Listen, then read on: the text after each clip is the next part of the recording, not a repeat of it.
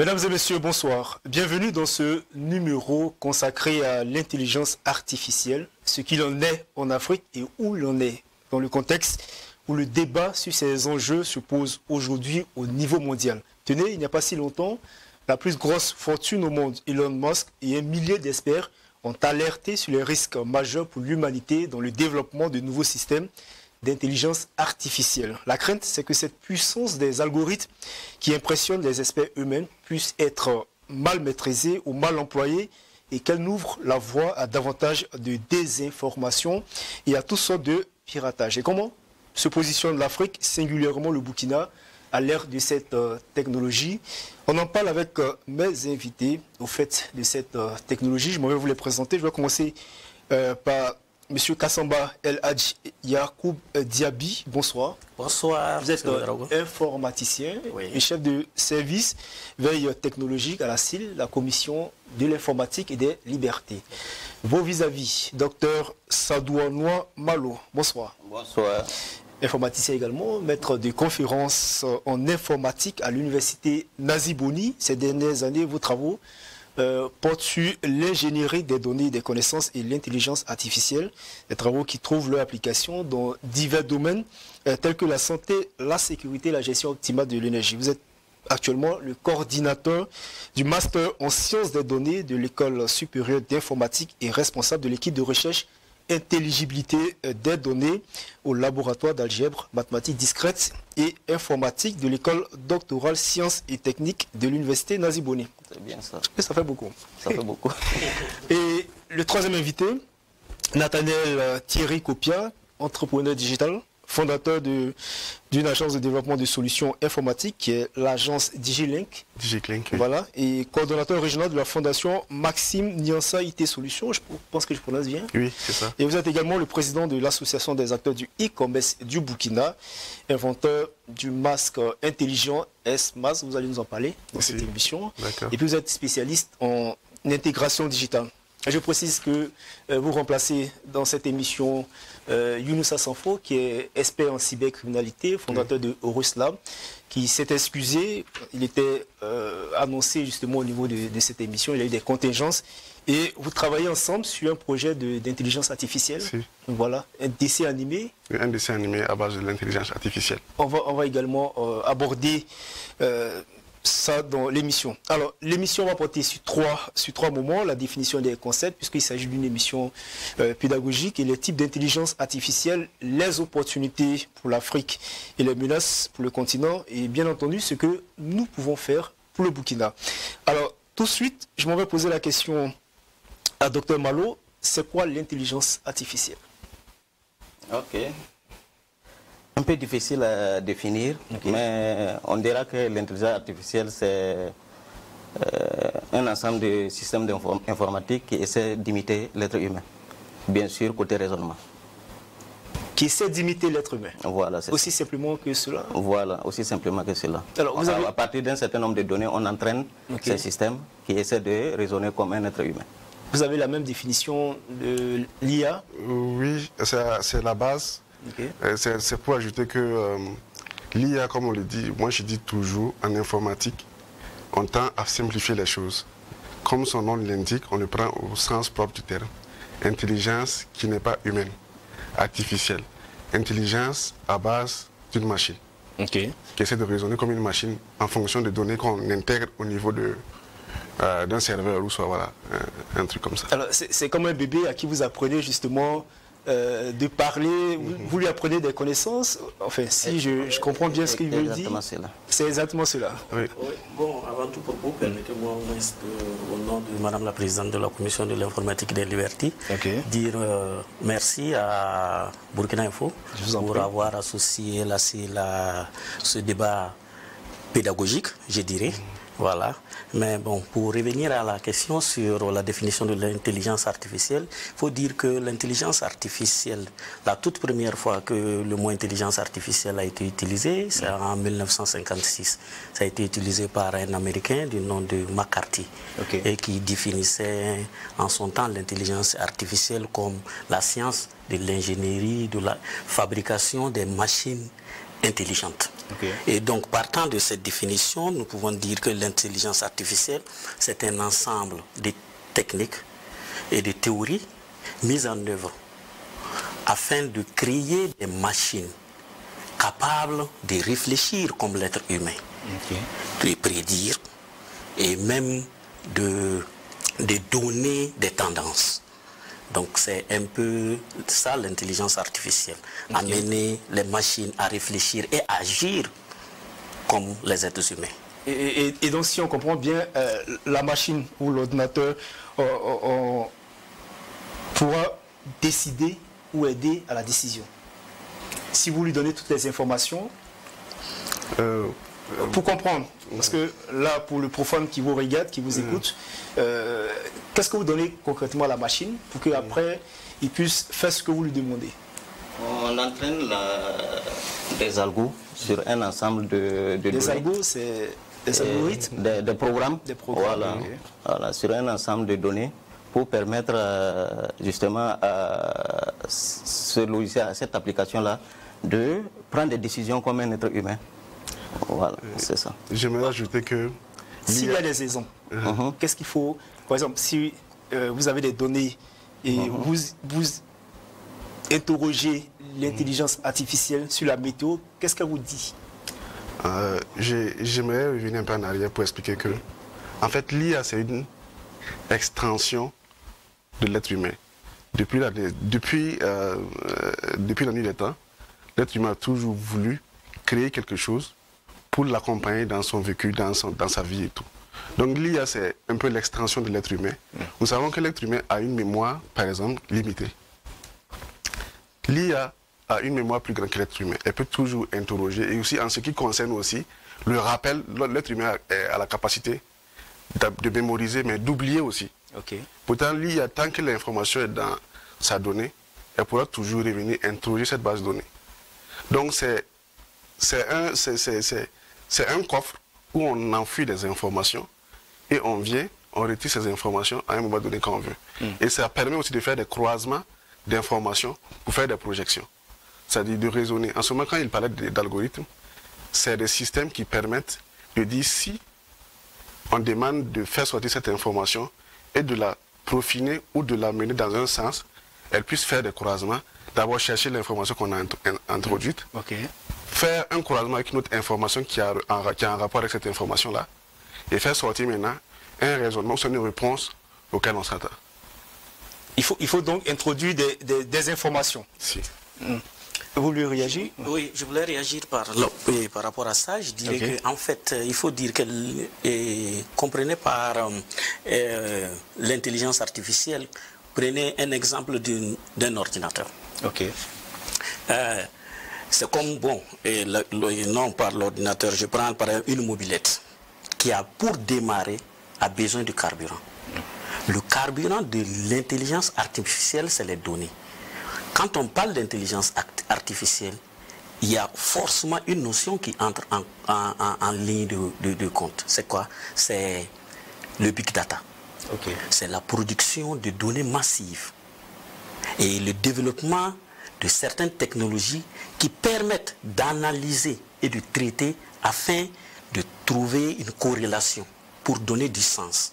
Je veux savoir que cette photo est bien la photo de M. Ouédraogo. Il faut qu'au préalable, j'entre des informations qui concernent M. Ouédraogo. De telle sorte que quand je fais la requête pour demander est-ce M. Ouédraogo, que la machine puisse me répondre, parce qu'au préalable, la machine a eu déjà des informations, des données stockées quelque part qui permettent d'analyser grâce à des algos dont parlait monsieur, des programmes pour maintenant faire le croisement et traiter pour dire oui, il s'agit bel et bien de M. Ouédraogo ou de M. Malo.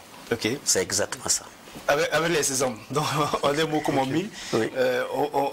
On prend les données personnelles, ce sont des données personnelles, la date de naissance, les photos, ou je ne sais pas quoi, le numéro de téléphone, la position géographique qu'on introduit dans des bases de données, et ce sont des institutions ou des entreprises privées qui ont accès à ces données, ou comment ça se passe? En fait, quand on parle de données, vous avez une structure qui se positionne automatiquement, la CIL. la Commission de l'informatique et des libertés. Pour le Burkina. Pour le Burkina. C'est l'autorité chargée de veiller sur les questions de protection des données à caractère personnel. Donc quand on parle de données, étant donné que les données sont l'essence de l'intelligence artificielle, la CIL se positionne. Pour répondre à votre question, il s'agit de plusieurs types de données. Vous avez des données personnelles, vous avez d'autres données que naturellement ils vont collecter afin de donner des résultats. Donc il faut dire que c'est un ensemble de données.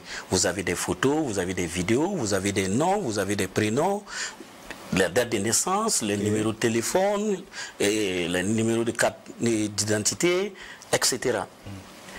Un ensemble de données. C'est toutes ces données combinées qui permettent à la machine maintenant de réagir et de dire effectivement par rapport à cette requête, voici les résultats. Ce qui peut simplifier nos vies. On va revenir là-dessus. Allez-y. Je voulais ajouter par rapport à votre question. Vous avez parlé des données pour avoir peut-être l'information sur monsieur. Quelle information rentrer.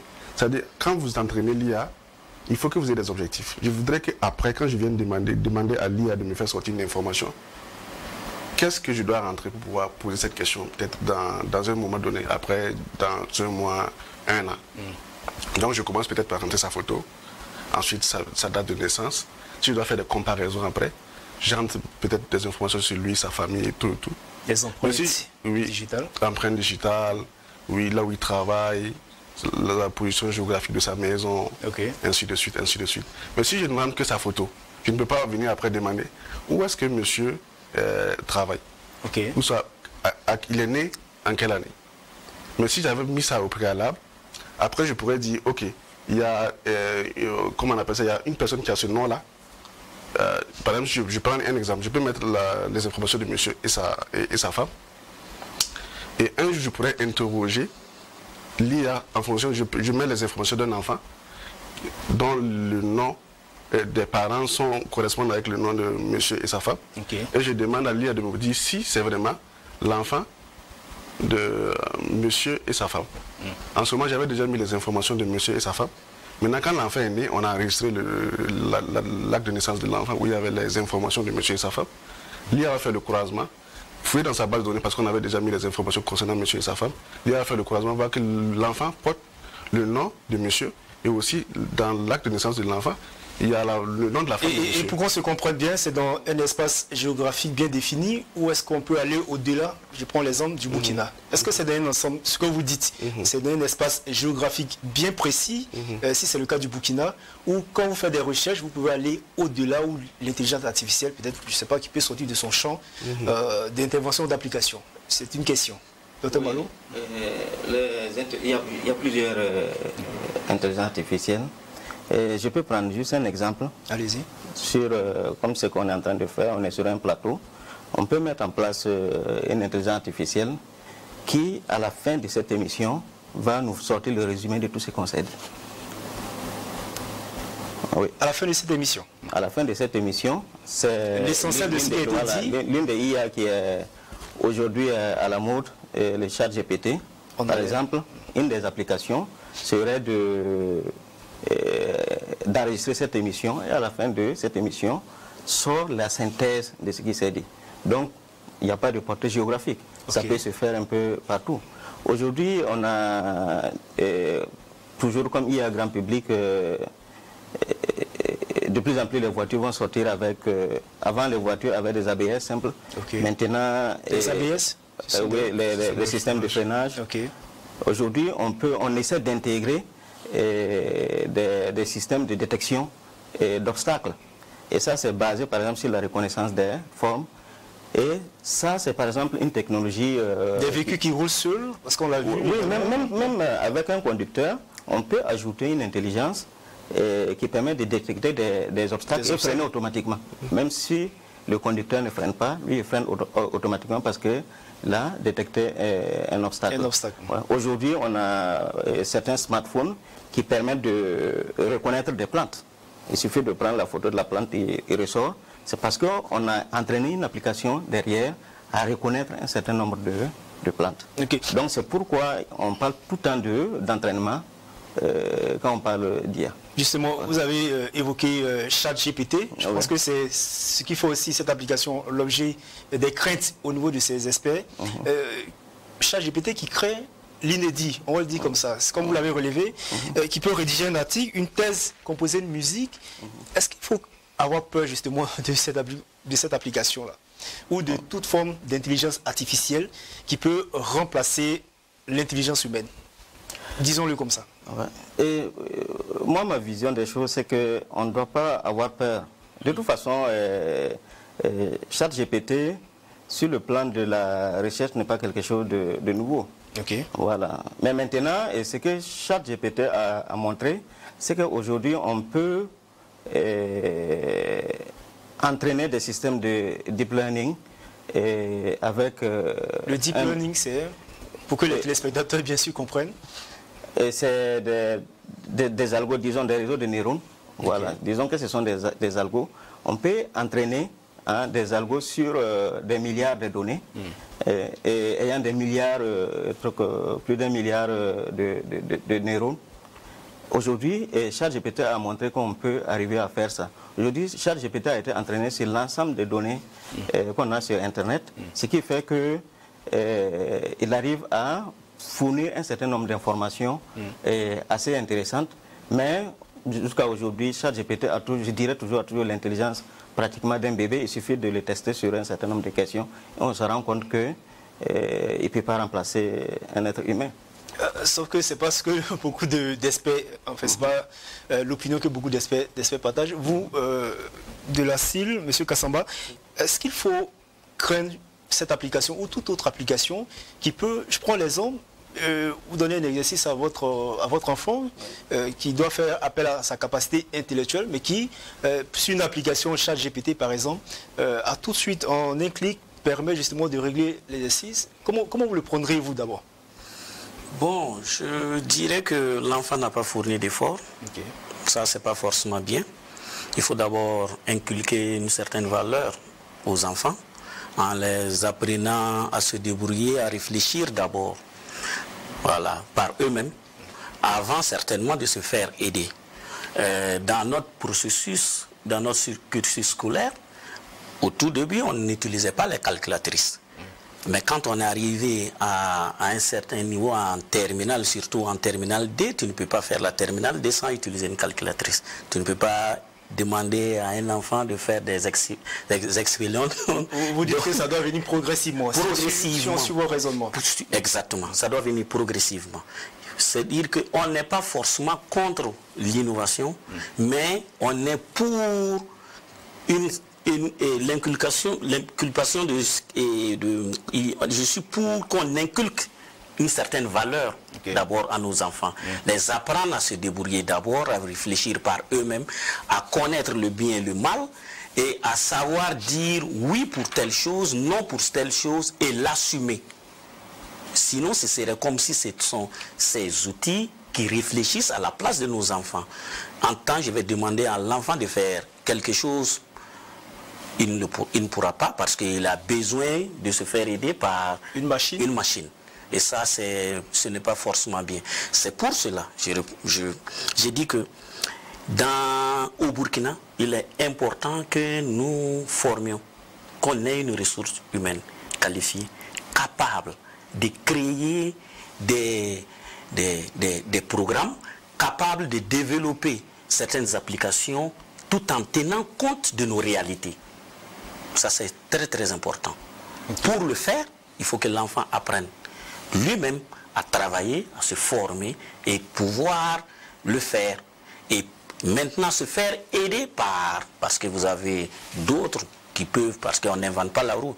Vous avez d'autres choses que vous pouvez par la suite prendre sur le terrain. Ce qui m'envoie vous poser la question, je crois que vous allez répondre, vous qui êtes de la veille technologique au niveau de la CIL, la Commission de l'informatique et des libertés, est-ce que l'intelligence artificielle est déjà introduite au Burkina? Comment justement elle se matérialise? Bon. Où sommes-nous avec l'intelligence artificielle ou la technologie? Prenons simplement la technologie avant de revenir sur le ChatGPT. Je dirais d'abord que l'intelligence artificielle est dans nos poches. nous circulons avec l'intelligence artificielle. Vous allez me regarder en me disant que, mais tiens, c'est quoi? En fait, nos téléphones que nous avons, les téléphones pour déverrouiller les smartphones, pour déverrouiller des smartphones, vous avez besoin de faire la reconnaissance faciale. C'est de l'intelligence artificielle. Pour déverrouiller des téléphones, il faut les empreintes digitales. C'est de l'intelligence artificielle. Donc c'est rentré dans nos mœurs. C'est vrai que nous ne les avons pas créés, mais nous sommes des consommateurs de ces produits. Voilà. Donc pour dire que c'est... Je disais à M. Malo avant qu'on rentre, je pensais que c'était l'université virtuelle qui avait commencé à mettre en place des masters en intelligence artificielle. Il me fait comprendre qu'en fait que ça a commencé à l'université d'abord à Lézy. Je suis très content. Voilà, parce que je n'avais pas cette information. On dit l'information c'est le pouvoir. Donc, je n'avais pas cette information. C'est dire que en fait il est important que l'on se forme. Il est important que on a quel stade aujourd'hui au Burkina? Au Burkina, il faut dire que nous n'avons pas une structure formelle qui parle d'incubateur. Voilà. Nous n'avons pas des centres de recherche en intelligence artificielle comme au Kenya, au Nigeria, en Afrique du Sud. En Afrique d'abord... Cela s'entend par, comme vous dites, on n'a pas de structure formelle. Oui. Parce que cela s'entend par une structure étatique ou privée, ou dans les deux cas. Jusqu'à présent, je n'ai pas entendu parler de centre de recherche en intelligence artificielle au Burkina. Mais c'est important. Tout part de là. Je crois que notre coordinateur en intelligibilité des données, sur la question, est-ce qu'on... Déjà, pour répondre à la question sur l'utilisation de l'intelligence artificielle au Burkina Faso, je vais donner deux exemples. Allez-y. Le premier exemple, c'est le correcteur automatique qu'on a mis en place pour la gestion des concours de la fonction publique. Voilà. Parce que ce correcteur automatique fonctionne sur la base de l'IA. Ils reconnaissent... Du e-concours? Oui, le e-concours. La correction automatique, généralement, quand les candidats composent, ils cochent sur un certain nombre de choses. Bien entendu. Et on scanne, on utilise le CR pour scanner la copie et on reconnaît les caractères. C'est ça qui permet de reconnaître les bonnes réponses et après on fait une sommation automatique. Par exemple, ça c'est de l'IA qui est utilisé derrière pour la reconnaissance des caractères. Et une deuxième application, peut-être que j'en ai entendu parler, les gens ne sont pas au courant, mais je pense que lors du recensement général de la population, l'IA a été utilisée aussi, puisqu'il y avait des zones non accessibles en son temps, et il fallait partir des données satellitaires pour estimer la population sur certaines zones. On a récupéré les images, par exemple, des hameaux de culture, certaines habitations, ainsi de suite, et avec les données historiques, on a essayé d'estimer la population de certaines zones, et c'est ça qui a complété ce que les agents ont fait sur le terrain pour faciliter le recensement de la population. Voilà. Pour rester dans votre parenthèse, est-ce que après ce sont des données fiables ou des données, j'allais dire, des vraies données sur les populations? Oui, ce sont des données fiables parce que les modèles qui ont été entraînés avec une certaine marge d'erreur. Et en fonction de la marge d'erreur, on a une idée sur la population avec de faibles marges d'erreur. Donc ce sont des données aujourd'hui fiables. La preuve, c'est qu'avec le correcteur automatique, on a pratiquement 100% de reconnaissance des caractères. Et c'est ça qui a permis de corriger et il n'y a pas eu de contestation. Voilà. Donc il y a quand même un travail qui est fait. Maintenant, pour revenir à la recherche, la recherche se fait sur l'IA ici. On utilise beaucoup l'IA dans certains domaines, même si pour le moment ce n'est pas vulgarisé. je vais parler de ce que... Alors, la question est, on est à quel niveau justement de maîtrise de la technologie, dans sa globalité, ou de l'intelligence artificielle? Et dans quel... Au Burkina d'abord, avant peut-être... Oui, au Burkina, il y a des travaux qui se font, voilà, au niveau de l'intelligence artificielle, et des travaux assez sérieux qui se font au niveau de l'intelligence artificielle. Maintenant, ça reste toujours dans le domaine de la recherche. Peut-être ce n'est pas des travaux grand public pour le moment, mais ça reste toujours au niveau de la recherche. Et ces travaux ont été publiés. Voilà. Cela montre quand même que ça a été évalué par les pairs. Ce sont des travaux assez sérieux qu'on peut retrouver sur un certain nombre de sites. Et qui sont utilisés par les politiques publiques? Pas vraiment. Pas vraiment, mais on peut les utiliser, mais pour le moment, ce n'est pas utilisé par les politiques publiques. Les politiques publiques. Voilà. Alors, Nathanaël, en fait, je voulais revenir sur... Je voudrais d'abord faire... il y a une nuance qui est là actuellement, quand on parle d'IA. Allez-y. Et cette nuance, c'est quoi? De nos jours, bon, ces 3 derniers mois, quand on parle d'IA, les gens parlent de cet agent conversationnel qui a été créé par les grandes entreprises comme OpenAI et tout, comme ChatGPT et tout. Comme Google qui veut créer aussi son assistant conversationnel et tout. Et Twitter aussi qui veut créer aussi une intelligence artificielle. Justement. Donc pourtant quand on revient un peu en arrière, il y a 5 ans, 10 ans, si on va parler de données statistiques, on peut forcément parler de IA. Okay. Les données statistiques, l'interprétation de données statistiques donne forcément des résultats. Et c'est la machine qui analyse ces données-là et qui donne ces données-là grâce à des programmes. Donc c'est la machine qui a fait mener des réflexions et tout. On peut qualifier ça d'IA. Mais ces 5 derniers mois, quand on parle d'IA, la plupart des gens voient cet agent conversationnel à qui vous posez des questions, qui vous répond en même temps, soit par des scripts, soit par la voix, soit par des dessins, en fonction de ce que vous voulez avoir comme résultat. Donc il y a cette nuance qu'il faut faire. Il faut savoir faire la part des choses entre l'IA. Il y a beaucoup de types d'IA, c'est ce que vous voulez dire. Mais ces derniers temps, la mode qui est là actuellement, quand on parle d'IA, c'est l'agent conversationnel avec qui... C'est comme quand vous demandez à Siri. Voilà, Siri, comme quand vous parlez avec Siri, Siri vous répond. Siri, par exemple, existait bien avant qu'on commence à parler d'IA et tout. Okay. Mais Siri se base sur quoi? Sur Internet pour vous répondre. Vous posez une question à Siri aujourd'hui. Siri, là, ça vaut plus de 8 ans. Mais quand vous parlez à Siri, Siri a la capacité d'aller sur Internet, faire des recherches et venir vous le répondre en voice. Ok. Est-ce que vous voyez? Okay. Donc si on va qualifier ça aussi d'IA, ça dit on va revenir aux données statistiques. Parce que quand on dit l'IA même, c'est la statistique. La base de l'IA, c'est la statistique, c'est les données.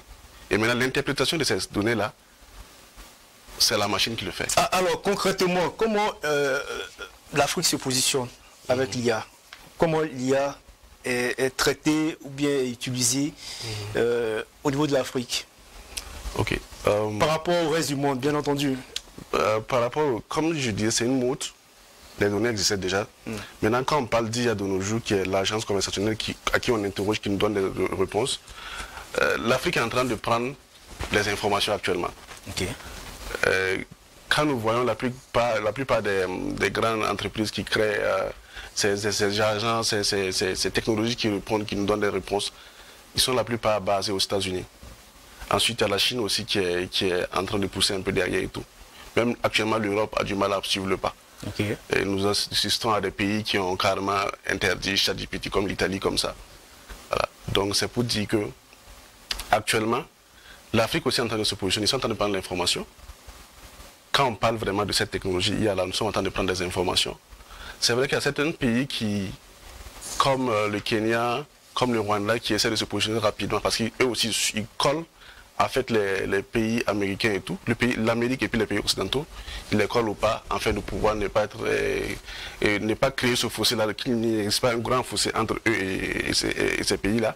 Mais les autres pays de l'Afrique... Vous dites l'Afrique est en train de prendre l'information. Oui. Alors, moi, la question, c'est comment l'Afrique se positionne justement dans l'utilisation de cette intelligence artificielle, de la technologie? Parce que, comme sous la révolution industrielle, on a raté le virage de la révolution industrielle, pour la révolution technologique, comment l'Afrique se positionne avec les politiques publiques?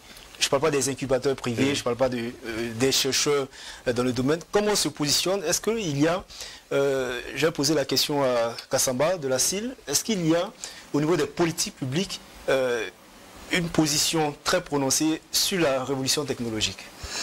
Oui, avant de répondre à cette question, je voulais revenir un peu sur l'affirmation un peu de M. Malo. Okay. Voilà, par rapport au e-concours, je suis un produit du e-concours. Vous êtes un produit du e-concours depuis 2015. Donc, je sais que nous utilisons l'intelligence artificielle, nous ne l'avons pas créée. Voilà, ça c'est juste pour un peu situer. Parce que la correction automatique dont parle M. Malo, en fait, cette correction automatique, c'est vrai qu'on l'a expérimenté. Mais en réalité, ce n'est pas une invention propre du Burkina. Voilà. Donc, voilà. Mais... On va préciser peut-être vos pensées parce que là... on n'a pas dit que c'est une invention. Voilà. En fait, dans quel domaine, par exemple, on utilise l'IA? On l'utilise. J'ai donné des exemples. Parfait. Je pensais qu'on disait que c'était une invention propre du Burkina. Sinon, pour l'instant, nous sommes à un stade embryonnaire au Burkina. Il faut le reconnaître, force est de le reconnaître. Parce que les pays en Afrique qui se positionnent en matière de croissance au niveau côté IA, il s'agit de l'Afrique du Sud, du Nigeria, du Kenya, des pays maghrébins comme l'Égypte, le Maroc et la Tunisie. Ils ont mis en place des initiatives qui amènent à aller dans le sens de l'innovation dans le domaine de l'intelligence artificielle. Ces initiatives vont de la création d'un centre de recherche propre en intelligence artificielle. Ça va également jusqu'au niveau compétition, au niveau des étudiants, pour que ces étudiants inculquent ces connaissances-là et apprennent également à entreprendre dans ce domaine. Force est de reconnaître qu'au Burkina, nous ne sommes pas encore à ce stade. Voilà. Donc, c'est un choix politique? Et je pense que je ne dirais pas forcément un choix politique. Il faut qu'on incite le politique à aller dans ce sens. Parce que le Burkina va gagner plus. L'IA utilisée dans le domaine de l'agriculture, ça contribue à augmenter le rendement des cultures. L'IA est utilisée dans le domaine de la santé. Il faut que les politiques aussi comprennent que dans ce domaine, il y a quelque chose à faire. Et le Burkina peut gagner beaucoup en formant ces jeunes dans le domaine de l'intelligence artificielle. On va permettre à Nathanaël Thierry d'expliquer un peu son invention, le S-Mask. Oui, c'est le S-Mask. Dans le domaine de la santé? Oui, le S-Mask, c'est un masque comme tous les autres, sauf qu'il est muni d'un dispositif électronique qui permet de prendre des informations sur la santé, c'est-à-dire les constantes, à savoir la respiration, le pouls respiratoire, la température, s'il y a des irrégularités au niveau de la respiration, ça peut détecter, et ça va sur une application mobile sur le téléphone, le smartphone. Alors, c'était un projet sur lequel on a travaillé durant la période de Covid. Covid-19. Mais après, on a essayé de voir dans quelle mesure, après Covid, qu'est-ce que devient ce projet. Alors nous avons... Est-ce qu'à l'époque vous aviez été approché ou accompagné justement dans le cadre de ce projet? On a essayé de taper à beaucoup de portes. C'est vrai qu'on a tapé au niveau des ministères. On a aussi été... on a postulé à Burkina Startup, où nous avons été retenus. Mais en fait, avec la procédure qui était un peu longue, et à l'époque aussi, il fallait investir pour pouvoir avoir quelque chose. Donc, ça fait que ça traînait un peu. Mais jusque-là, c'est toujours un projet là-bas. Et nous travaillons toujours dessus. On a déjà deux prototypes. Et nous avons aussi un brevet d'invention de l'OAPI. Donc, nous sommes toujours en train de travailler pour la production maintenant. Le prototypage est fini, l'application mobile est disponible. Et maintenant, ça part au-delà même du traitement de la récupération de l'information. Actuellement, nous sommes vous pouvez faire le sport et puis mettre le masque. Ça vous donne, ça donne les performances. Ils prennent vos constances? Oui, les performances. Et on a mis aussi un outil géolocalisable, de géolocalisation, qui vous permet de cadrer la zone que vous avez parcourue quand vous faites le sport. Et aussi à l'époque, on avait utilisé une bonne base de données, mais ça ne marchait pas au Burkina, mais ça marchait un peu ailleurs. On avait mis un outil qui vous permettait de savoir, quand vous portez le masque et vous arrivez dans une zone où il y avait beaucoup de contaminés de Covid, ça commence à vous faire sortir les mesures barrières. On vous disait faites attention. Ici, il y a 2000 cas quand vous partez dans un autre quartier. Ici, il y a 3000 cas, faites attention. Plus il y a des cas contacts, plus il y a des malades, plus les mesures barrières se répétaient. On avait travaillé en même temps, on se rend compte que ce sont beaucoup de données personnelles sur l'individu en question, sur la personne qui porte le masque. Est-ce qu'il n'y a pas de danger, je dis, quand je porte le masque, masque par exemple, et que vous aviez tout sur moi, sur mon état de santé, sur le périmètre que je parcours en faisant du sport, est-ce que c'est pas énorme en termes de données et que une tierce personne, un tiers peut justement utiliser ces données à d'autres fins? Effectivement, c'est recevoir beaucoup de données. Pour ça aussi, dans notre équipe technique, nous avions essayé d'approcher des experts qui sont dans la récupération de données, qui avaient mis des pare-feux au niveau de l'application. Et aussi, il y a des conditions d'utilisation qu'on essaie de mettre en place pour que chacun, quand vous voulez télécharger l'application, vous signez les conditions d'utilisation. Et là, tout le monde est protégé en cas de perte de données. Mais côté sécurité aussi, nous avons mis quand même des sécurités au niveau de l'application pour pouvoir permettre de... Alors, sans faire de fixation sur votre application, est-ce que l'intelligence artificielle, dans sa pratique, dans sa façon de fonctionner, peut être mal maîtrisée ou échapper justement à ces initiateurs ou je sais pas, aux praticiens? Dr Malo. Et constituer un danger pour la société? Quelle que soit l'innovation, il faut mesurer juste, il faut regarder le compromis entre ce qu'on gagne et ce qu'il y a comme danger. De toute façon,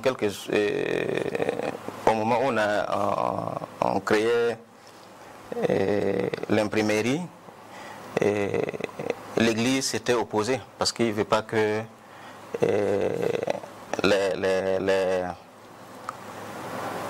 hormis les prêtres, les autres puissent lire.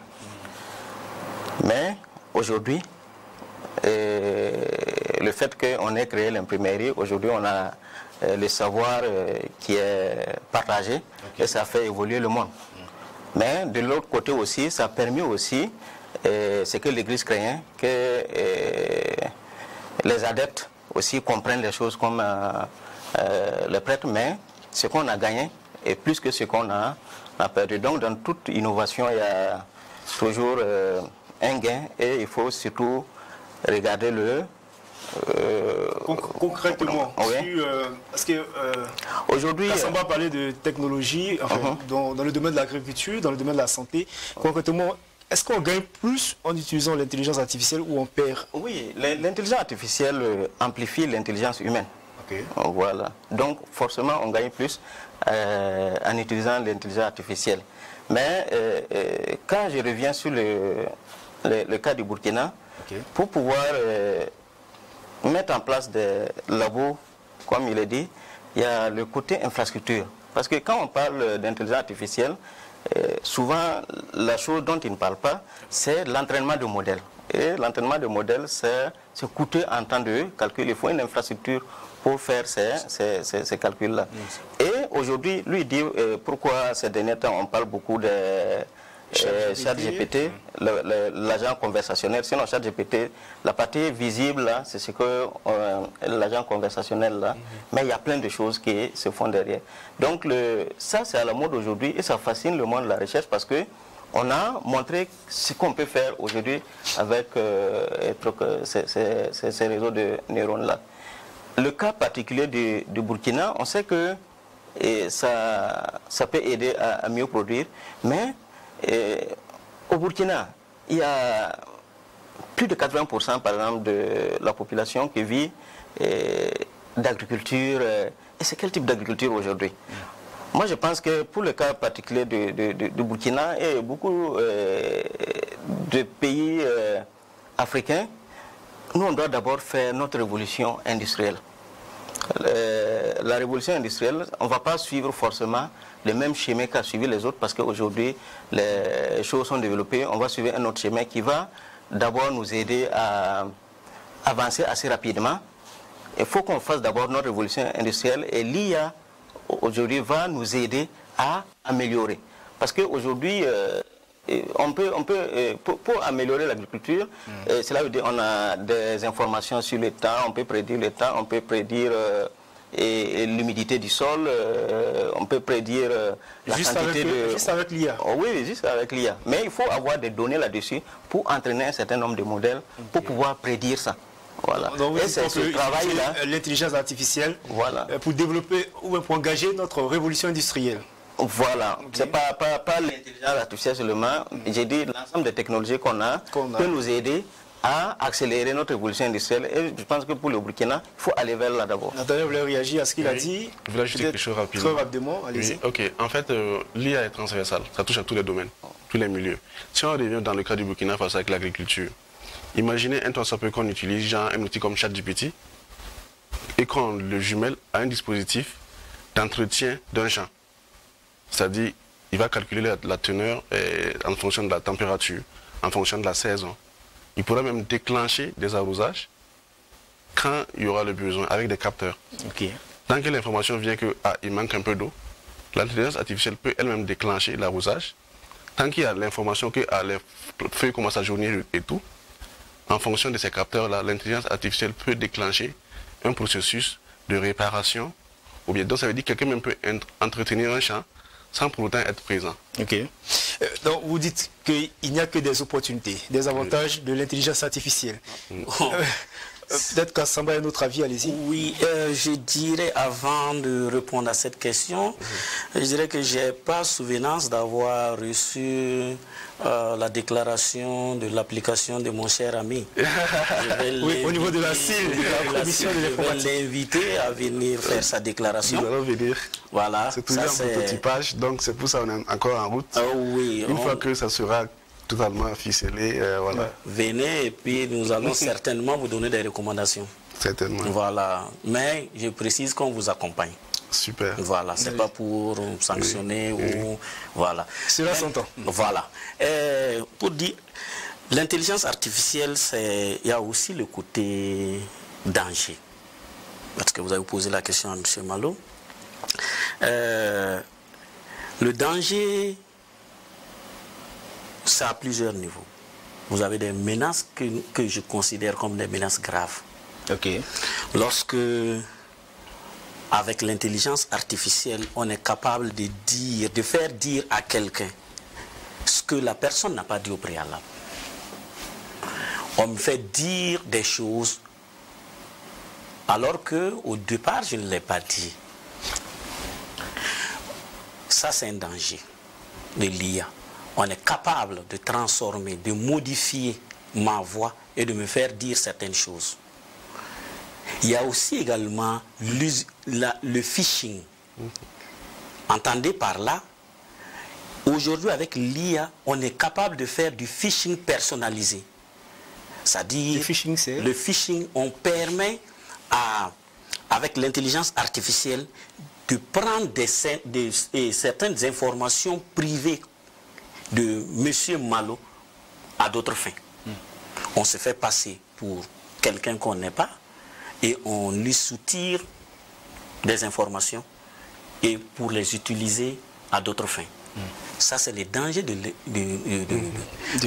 l'IA. Vous avez également aujourd'hui, avec l'IA, vous avez des robots tueurs. On programme le robot et on lui dit, allez-y, exécuter telle tâche. Et le robot part jusqu'au domicile de la personne pour aller commettre le crime et repartir. Les drones sans pilote, les drones sans pilote, l'intelligence artificielle. L'intelligence artificielle. Mais imaginez un seul instant que quelqu'un d'autre arrive à prendre le contrôle de ces drones. Qu'est-ce qui va se passer? C'est possible? Bien sûr. Je vais intervenir. Ouais. Moi, je suis pour l'évolution. Chaque fois qu'il y a une technologie, quand il y a des problèmes, il y aura toujours des contre-mesures à ces problèmes-là. Aujourd'hui, un truc assez simple, on utilise tous des mails. Mais quand on prend nos mails, si on regarde bien, souvent les spams qu'on reçoit dépassent même les mails qu'on reçoit. Est-ce pour autant qu'on ne va pas utiliser le mail? On l'utilise. Et aujourd'hui, on a mis des outils qui filtrent automatiquement ces spams. Mais en même temps, ce qu'il dit sur les dangers, les données biaisées, en fait, les données erronées intentionnellement introduites, ou les trucages. D'ailleurs, à ce propos, je vais proposer, en même temps que les téléspectateurs, de suivre une vidéo. Je vais demander à la régie de lancer la vidéo. Vous allez me dire si c'est un trucage ou c'est une vidéo et comment le profane peut justement reconnaître que c'est un trucage. On va suivre. Pas par lui-même. Il n'en est même pas capable. Macky Sall se fait dicter des lois. Il se fait dicter des comportements et des actes à poser. Mais il le fait quand cela rejoint ses intérêts personnels. Alors, retour sur ce plateau. On vient de suivre une vidéo avec une image de Thomas Sankara, clairement identifiée, mais avec la voix de Ousmane Sonko, pour ceux qui le reconnaissent, qui était un opposant sénégalais. Pour le profane, pour celui qui ne connaît pas, comment il sait que ce n'est pas un trucage, c'est une vidéo truquée? Thomas Sankara n'était pas là au moment de Macky Sall. Aussi simple que ça. Voilà. Oui, ça c'est déjà un élément pour dire que ce qu'on est en train de regarder là, c'est pas vrai. Okay. Voilà. Donc il faut de la prudence et moi je pense que les générations qui grandissent avec les technologies seront plus prudents. Et aujourd'hui on le voit de plus en plus, quand on envoie une image, les gens prennent le soin quand même de vérifier ce réflexe-là qui est en train de venir petit à petit. Et au fur et à mesure, ils vont... Et vous pensez qu'ils sont nombreux? De plus, je dis ça. Du recul, il y en a, ça va augmenter avec le... On va regarder la deuxième vidéo et on revient. On va regarder la deuxième vidéo. I have tremendous news. Today, we eradicated AIDS. Thank God. Thank you, Donald Trump. It's done. All done, folks. I took care of it. It took 30 years to eradicate this horrible disease, which killed so many people. So many. So sad. But today, it's finished. All over. AIDS is finished. I made not just America great again, but the world, folks. Donald Trump did it. Alors, retour sur ce plateau, on vient sur une vidéo de Donald Trump, l'ancien président locataire de la Maison Blanche, qui date de 2019. Et il savait à l'époque faire le tour des médias, Donald Trump qui disait j'ai une grande nouvelle, aujourd'hui nous avons éradiqué le sida. Alors a priori, quand vous regardez la vidéo, il n'y a rien qui dit que c'est un trucage, c'est un deepfake. Rien n'est dit, mais connaissant la personnalité sulfureuse aussi de Donald Trump, il peut dire. Il peut le dire. Cela veut dire que quand c'est comme ça, il faut pousser voilà, la recherche pour pouvoir dire que... D'où ma question, combien sont-ils aujourd'hui ces gens qui peuvent prendre du recul quand on a une vidéo de la sorte, une vidéo où on voit clairement le président américain prononcer « Nous avons vaincu le sida » et quand on colle, comme vous l'avez dit, les mots à la personne, donc on connaît déjà, je vais dire, un personnage qui est sulfureux, qui peut justement dire ces mots. Nathanaël? Je dirais que déjà comme ce que le docteur a dit, il faut dire que la génération d'avant peut facilement être dupée, mais la génération qui vient après sera un peu difficile parce que déjà cette technologie, on appelle ça le face swap, prendre le visage d'une autre personne et aller coller à une autre personne ou sur une autre vidéo. C'est ce que s'est passé avec la vidéo de Thomas Sankara et Sanko. Donc la génération qui vient après nous, ils ont déjà des applications comme ça qu'ils ont déjà utilisées depuis fort longtemps. Vous allez voir ça. Et qu'en est-il de la génération présente? Maintenant, la génération présente, c'est toujours de prendre le recul parce que c'est nouveau pour eux. Même le digital est nouveau pour eux. Donc, à eux, c'est de prendre toujours du recul, fouiller, chercher et ne pas se lancer sur l'information à première vue. Parce que toutes les informations sur Internet peuvent être erronées. Même si une information vient d'une institution sérieuse, c'est toujours de prendre du recul, comparer et aller même sur la page même de l'institution ou sur le site de l'institution pour voir si on trouve l'information là-bas, avant de pouvoir décider de quoi que ce soit partager, soit croire à l'information. Si moi je vois par exemple une vidéo, si j'étais de la génération qui après ou ça avant moi, voir une vidéo pareille où on parle du sida, c'est assez sensible. J'irai directement voir au niveau de la plateforme même de CNN, ou bien arriver, ou soit, je sais pas, d'un média en tout cas américain, d'où l'information peut être vérifiée, avant de commencer à croire ou partager l'information. Mais dans le contexte où, dans nos pays, on est dans une désinformation à outrance, dans le partage d'informations non vérifiées, qu'est-ce qu'on fait? C'est la résilience. Toujours. Okay. La résilience. C'est exactement ça, le premier réflexe, c'est la résilience. Okay. Voilà. Et qu'est-ce qu'on entend par résilience dans le domaine technique? En fait, il faut prendre du recul. Okay. D'abord, analyser la vidéo, voir dans quel contexte cette vidéo a été publiée. Est-ce pour nuire à quelqu'un? Est-ce pour faire comment on appelle ça, le griotisme de quelqu'un? Est-ce cette vidéo a été publiée sur quel site? Pour l'exemple du Burkina, est-ce que vous avez le sentiment que ce que vous énoncez, vous pensez que la population ont ce ton de réflexe, de recul? Justement, les populations n'ont pas ce réflexe, d'où le travail de la CIL. Sensibiliser les populations, d'abord, sur ces questions. Je comprends quand M. Malo parle, je le comprends parce qu'il ne reçoit pas des plaintes des usagers. À la CIL, nous recevons énormément de plaintes.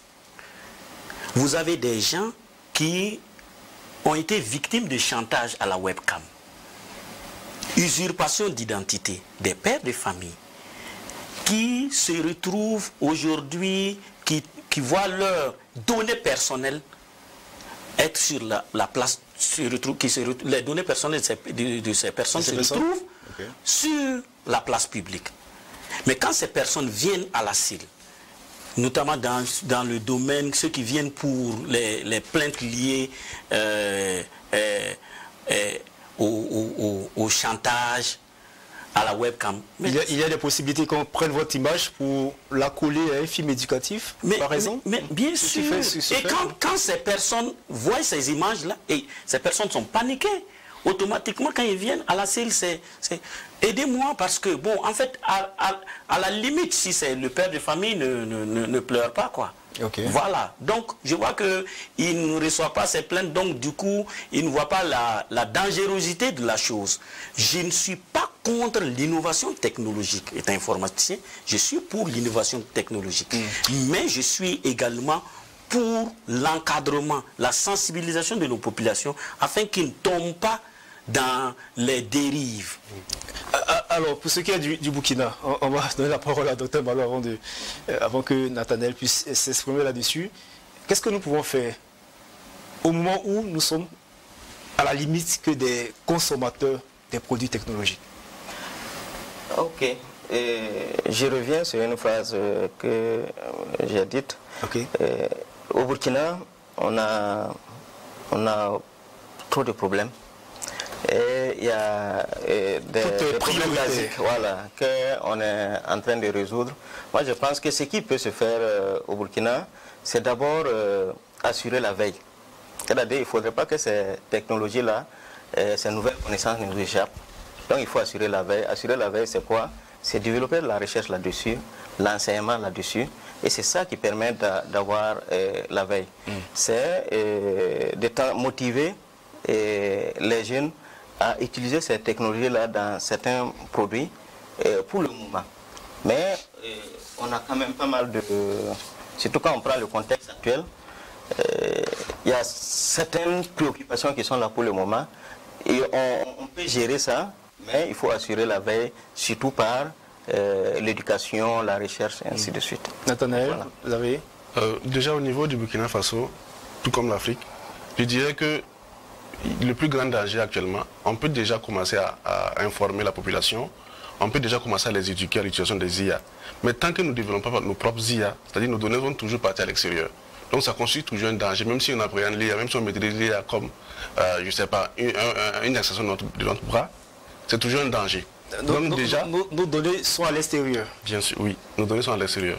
Parce que l'IA, tu l'entraînes, même si tu veux que l'IA travaille avec toi, tu vas forcément donner tes données personnelles pour qu'il commence à analyser. C'est un problème? que nos données soient à l'extérieur, la CIL est là. Oui. Oui, Nathaniel. Et ces données vont revenir vers nous et être monnayées et être vendues. Ça, c'est déjà de 1. De 2, ça veut dire qu'on n'aura plus de secrets aux yeux du monde. Pourtant, notre pays est dans une situation actuellement où on a besoin de garder nos secrets et les utiliser pour pouvoir, comment dirais-je, lutter contre la crise qui sévit actuellement. Donc, c'est-à-dire, au Burkina Faso, on ne peut pas dire qu'on va seulement utiliser l'IA, mais c'est de penser... Est-ce que c'est possible que nos informations les plus stratégiques puissent être, comment je veux dire, utilisées par... J'en venais. Parce que par des hackers, par exemple, je ne sais pas. Oui, c'est possible, parce qu'on est connecté à Internet. Une fois que nous sommes connectés à Internet, on est vulnérable. Voilà, nous sommes vulnérables. Donc, c'est-à-dire d'abord penser à un modèle d'Internet renfermé pour le Burkina Faso. Développer une IA orientée sécurité, c'est possible. Et ça va beaucoup nous aider. Dans le traitement de données, analyse de données, même des projections. Ça pourrait même prédire l'avenir. La CIL, propre à cette crainte que nos données, je veux dire, sur la sécurité par exemple, puissent être utilisées, puissent être lues, puisque, comme il a dit, on est connecté à Internet. Qu'est-ce que, à votre niveau, qu'est-ce qui est fait où? Qu'est-ce qui peut être fait? Bon, à la CIL, il y a ce qu'on appelle les données sensibles. Par exemple, les données de santé. La CIL est très très regardant sur ça, sur ces questions. On interdit qu'on héberge les données de santé à l'extérieur. Ça, c'est la loi qui le dit. Donc, toute personne qui vient à la CIL pour déclarer une application qui traite des données de santé, nous sommes beaucoup regardants là-dessus. Au Burkina, ici aussi, il faut reconnaître aussi que nous avons aussi une petite souveraineté numérique. Vous avez des données qui sont hébergées en local. Ah bon? Oui. Je prends par exemple un... Allez, très rapidement, nous sommes malheureusement à la fin de cette émission. Quand je prends tout ce qui est Sigaspe, c'est hébergé au Burkina. Alors, merci Kassamba. C'est également hébergé au Burkina. Le e-concours est hébergé au Burkina. Oui, e-concours est hébergé au Burkina. Ok. Alors, je pense que le champ de l'intelligence artificielle est très vaste. On entraîne les machines à devenir comme nous, à raisonner comme nous. Et ce qui est impressionnant dans le chat GPT, c'est sa capacité à tenir des raisonnements. À la fois de bon sens et très élaboré, et sa capacité à raisonner à partir d'images ou de schémas. En même temps, l'autre question c'est, est-ce qu'on va perdre nos jobs, notre travail? Est-ce qu'il y a forcément la machine qui est entraînée à composer de la musique, à créer d'autres choses? Moi, c'est la grosse interrogation. Et là, je vais donner rendez-vous aux téléspectateurs une prochaine fois pour aborder justement la conséquence de l'intelligence artificielle sur nos emplois. Merci à vous d'avoir répondu à notre invitation. Merci également à vous, chers téléspectateurs. C'est la fin de cette émission. Merci de l'avoir suivi. Bonsoir chez vous.